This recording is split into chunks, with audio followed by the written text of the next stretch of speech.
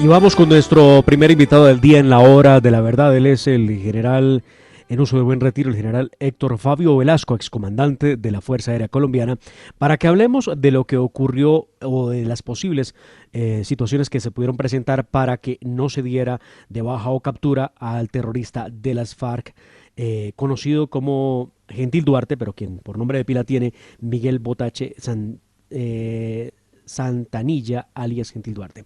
Pues muy bien, general Velasco, muy buenos días. Bienvenido a los micrófonos de la hora de la verdad. Muy buenos días para ustedes, los distinguidos profesionales que nos acompañan en la mesa de trabajo, para su selecta audiencia, y celebro mucho la recuperación del doctor Fernando, y que ojalá Dios quiera que sea una recuperación total. Pues muchas gracias por sus palabras, general, a nuestro director, quien le está escuchando a esta hora. General, ¿qué analiza usted? ¿Qué fue lo que ocurrió en medio de esta enorme operación que adelantaban las fuerzas militares para dar con el terrorista de las FARC, alias Gentil Duarte, que desplegó pues una serie de comandos especiales en los límites de los departamentos del Meta y el Caquetá para dar con la captura o la baja de este que llaman ellos disidente de las FARC, alias Gentil Duarte, de quien se dice tiene a su mando unos 1.200 hombres de la estructura Jorge Enrique Briceño. ¿Qué analiza usted frente a esa operación que nos sigue dando de qué hablar, pero todavía no el resultado concreto?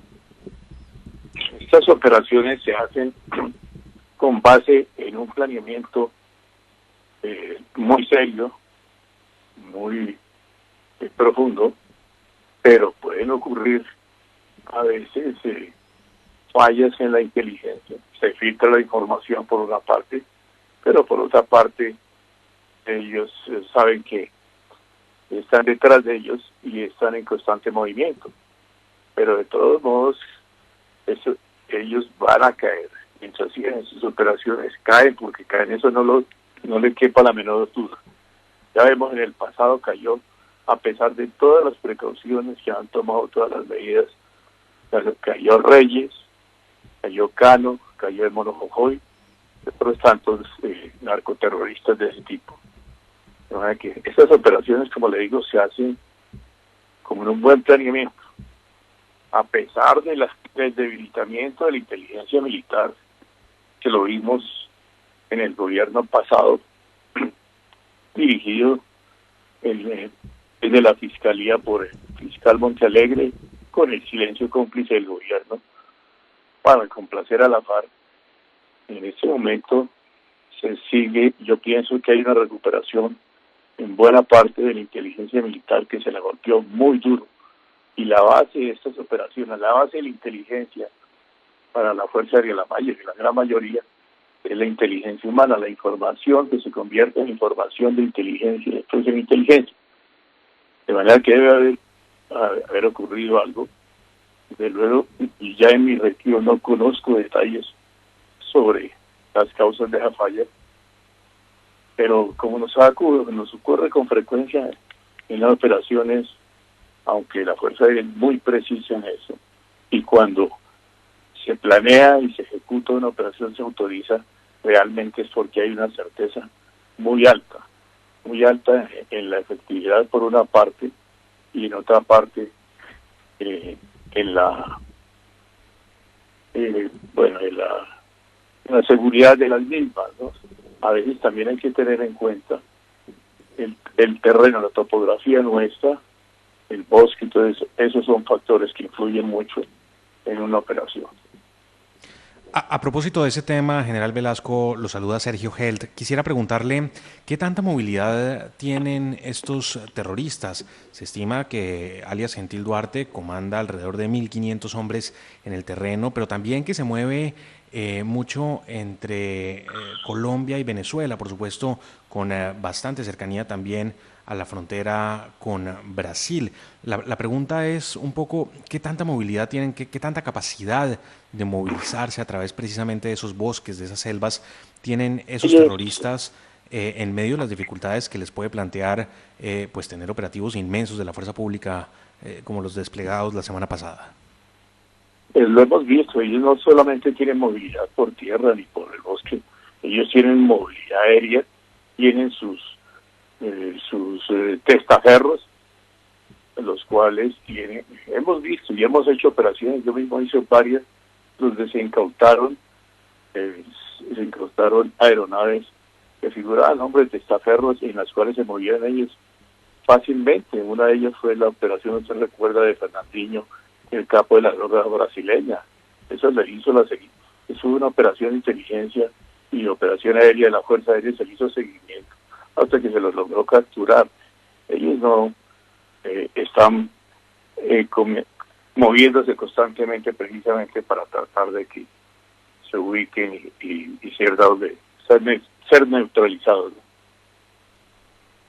A nivel operacional general, ¿es más fácil poder acorralar, sorprender a este sujeto en los llanos orientales o mucho más fácil hacerlo en la frontera con Venezuela? Usted se refería al tema topográfico y nos llama la atención porque de eso va a depender precisamente el éxito o no que se tenga para lograr su captura o baja.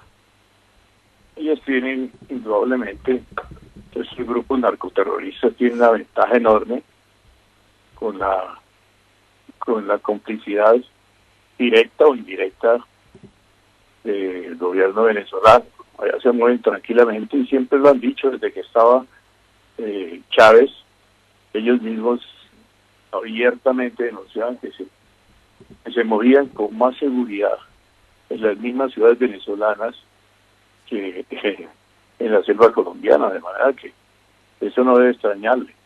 Ahora con Brasil son más efectivos en su ataque, en su rechazo a estos narcoterroristas, pero de todos modos es una selva donde ofrece un abrigo que perfectamente los cubre y les permite operaciones de movimientos y evasión. Yo quisiera preguntarle, general, ¿cómo está Colombia en este momento en capacidad precisamente de la Fuerza Aérea en cuanto a las aeronaves?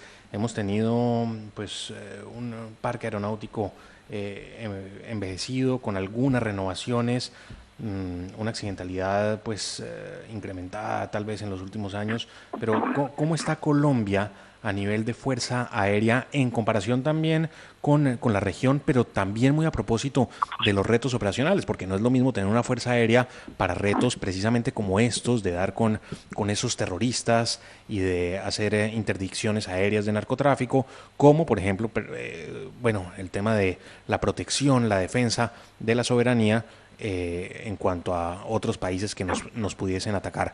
¿Cómo está Colombia en materia de fuerza aérea en este momento y en materia de su capacidad y de su flota de aeronaves? Bueno, las operaciones, digamos, de alcance táctico contra el narcotráfico y la guerrilla, podemos decir que está muy bien, con la adquisición, con el compromiso y la adjudicación de presupuesto en el gobierno del presidente Pastrana y la adquisición de los aviones Super Tucano en el gobierno del presidente Uribe. Eso, los Super Tucano, es un avión que se adquirió con base en estudio muy serio, muy profundo y muy transparente. Se lograron adquirir los aviones que son los que sacan en ese sentido, sacados por nosotros. Sin embargo, en algunas operaciones tenemos que decir que sí tenemos que hacer un esfuerzo grande. La seguridad es costosa para reemplazar a los vetustos aviones que aunque se han modernizado y toda esa cuestión. Es una necesidad de Colombia, los necesita, y los necesita precisamente, necesita dos sistemas. Un sistema de defensa aérea, digamos de tierra, y un sistema de defensa aérea con sus aviones. Por otra parte, para estas operaciones de alcance táctico contra la guerrilla, el narcotráfico, sobre todo contra la guerrilla, la narcoguerrilla, narcoterroristas, tenemos unos buenos helicópteros, unos verdaderos helicópteros de combate, una capacidad, un sistema, no con ametralladoras puestas ahí ni las son un sistema de armas verdaderamente para helicópteros de combate.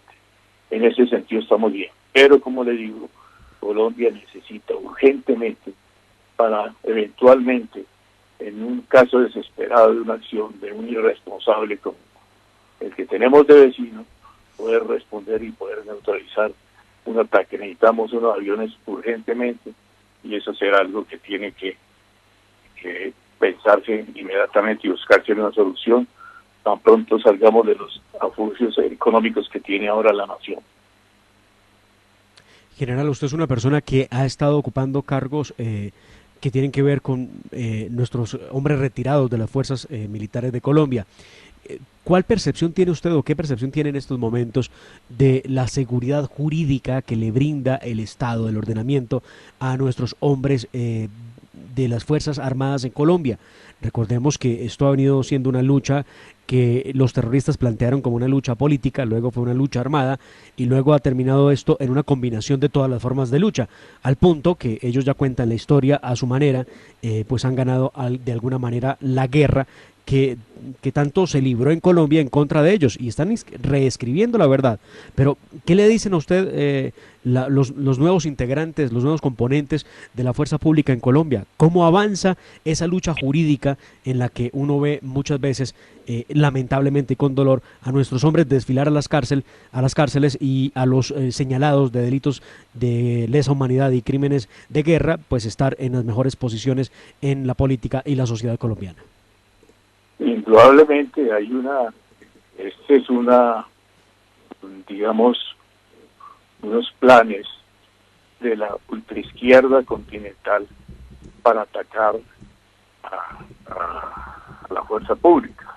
Vemos, esto no es fortuito, vemos que las operaciones de terrorismo, narcoterrorismo en las ciudades que se realizaron recientemente fueron no solamente auspiciadas, sino apoyadas por la FARC, que entrenó periodistas, eso lo demostró la policía, entrenó periodistas para que llegaran a las ciudades y a la vez entrenara a otros periodistas.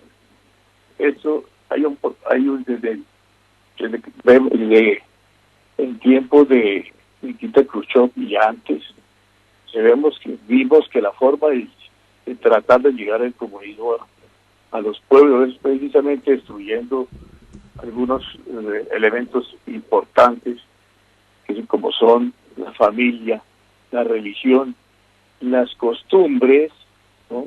Y los símbolos patrios. Vimos ahora que hasta los indígenas del Cauca, unos indígenas que no son, digamos, originariamente del Cauca, ellos llegaron a finales del siglo XIX trayendo desde Perú a un arzobispo, a Popayán, y se quedaron ahí. Y van a destruir lo que es parte de nuestra historia, ¿no? Lo que nosotros los payaneses y el mismo Cali apreciamos tanto, así sea lo que sea, son parte de nuestra historia. Los monumentos históricos, y son, además de ser monumentos históricos, son símbolos de la cultura y de obras de arte. Eso está, yo no sé cómo el gobierno se sentó o pretendió sentarse a negociar con terroristas. Ellos son terroristas. El terrorismo se define como un delito de mera conducta, empleando elementos de destrucción colectiva como explosivos y fuego contra personas o bienes, ya sean públicos o privados, para crear un ambiente sobre y perturbar el orden público. Eso está absolutamente definido. Yo no sé cómo no hay todos esos bandidos, deben ser unas 2 centenas no están en la cárcel, no están siendo procesados. Es que se queda uno aterrado. Las cortes para eso son muy laxas. Pues general Héctor Fabio Velasco, muchísimas gracias por acompañarnos en la hora de la verdad, en estos micrófonos. Le deseamos un feliz día. Buenos días, muchas gracias a usted.